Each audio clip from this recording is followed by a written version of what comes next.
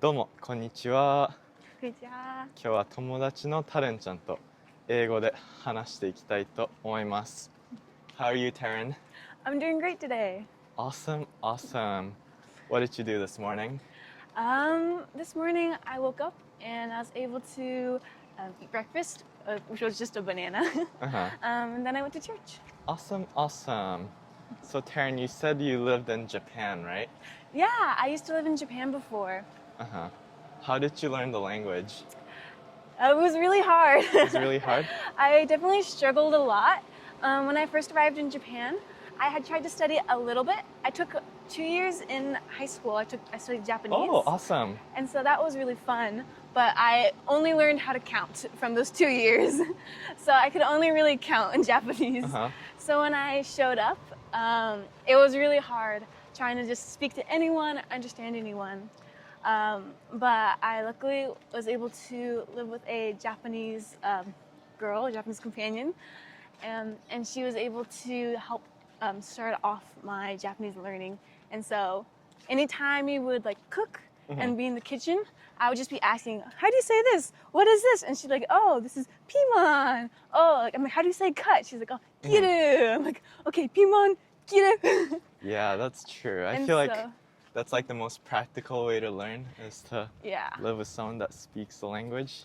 Yeah, I think just by hearing it constantly too, and then just using those small little words that I knew in the beginning, just like very simple vocabulary, that allowed me to start kind of building my Japanese base so that I was able to more fully try to communicate with people. Right.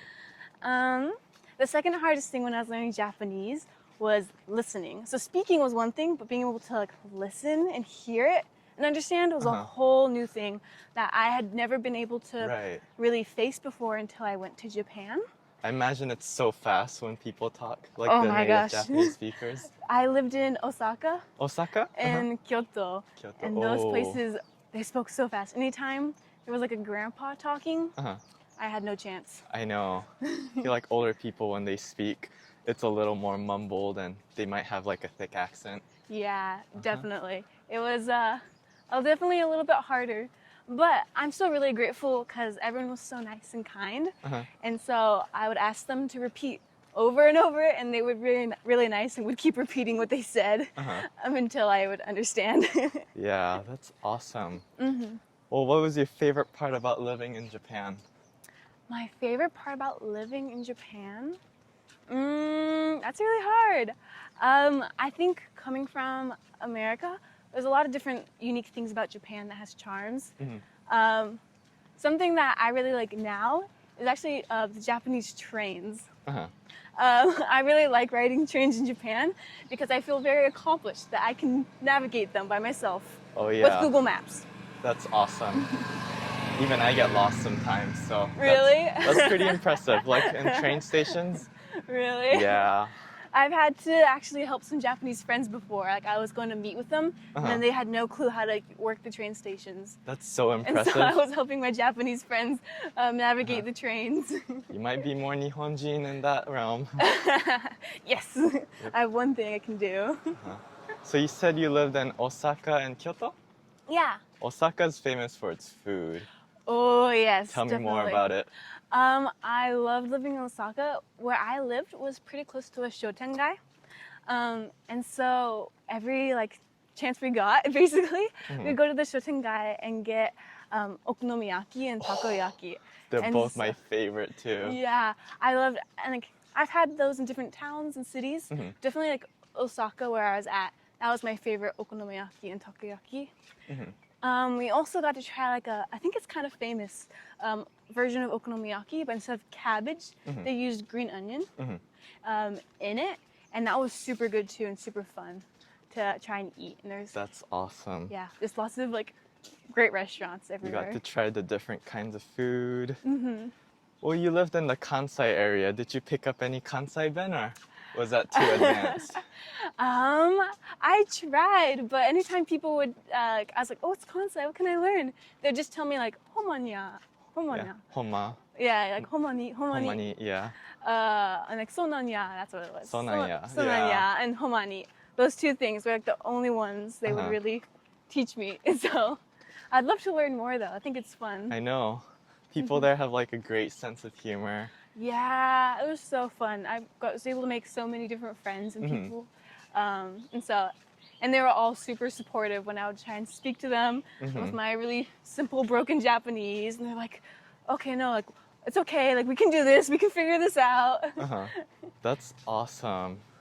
Any advice for people learning Japanese? I think when you're learning just a new language in general, you have to be okay to make mistakes and make sure you're comfortable with, you make a mistake, figure out whatever it was later, and then try again. And it's okay if you keep making the same mistakes over and over, as long as you're doing your best to understand your mistakes and then pushing forward to work and improve to fix them. I think that's just one of the only ways to really learn a language. So if that's something that you really want to do, then just keep going for it. Practice every day and you can do it. I love that advice. It's so practical and really catered to real life situation. Yeah, definitely. I think it really is helpful. I'm always really grateful when I have Japanese friends or other people who are just willing to help me do that and motivate me. And it always pays off when I'm able to have conversations with Japanese people, even if they can't speak English. It makes me so happy because I can just I can talk to people now and form new relationships I never could before because I have this awesome skill. I feel like it's more fun when you can like actually communicate, express how you think and feel. And it's really fun because you can learn their like different personalities. I remember when I first was learning Japanese, everyone just kind of had the same personality. Because I couldn't really understand the language they were using or exactly what they were saying. But after I was able to start understanding Japanese more, people started having their own distinct, unique personality traits and characteristics. And so that was a really like fun kind of surprise. Like, oh, they're not the same. They like different things. And so it's like a fun little like treasure box that as you learn more and gain more experience, like more fun things emerge from it. Oh, that's so fun. Do you have any plans of going back to Japan? Yeah, I really love my time there. And so here in school, I've been studying Japanese as a minor. And so my goal is to be able to learn to read and write a little bit more, and then I can work at an internship for a Japanese company. That's so cool if you get to go to Japan for an internship. Yeah, I would love to be able to work for like any international companies too. So then I have that flexibility to like go back and forth between Japan and America. I think that'd be super fun. That's so fun. How's kanji? Kanji is really hard. Kanji is hard. I know, there's like a billion kanjis out there. Yeah, and like the only way I feel like I've learned like reliably to learn kanji is you just have to just flashcards memorize it. That's the only way I've been able to see. But I know there's lots of different like resources you can use online to be able to help study different languages and also the kanji. And so I've been wanting to check those out more too. That's awesome. I think learning languages online, like that kind of format, is really helpful and really useful because you can just do it whenever, even if it's like 5 minutes a day. Right. And so I've been recommended from other people who are trying to learn kanji, different websites to try and use. That's awesome. I learned so much from you, Taryn. Thank you. It's super fun. Yeah, you're so pera in Japanese, so maybe we'll have another vlog having you speak Japanese. Oh, yeah. That'd be fun. That'd be really fun. Okay, but it was nice talking to you, Taryn. You too. Thank you so much, Joe. またね。またね。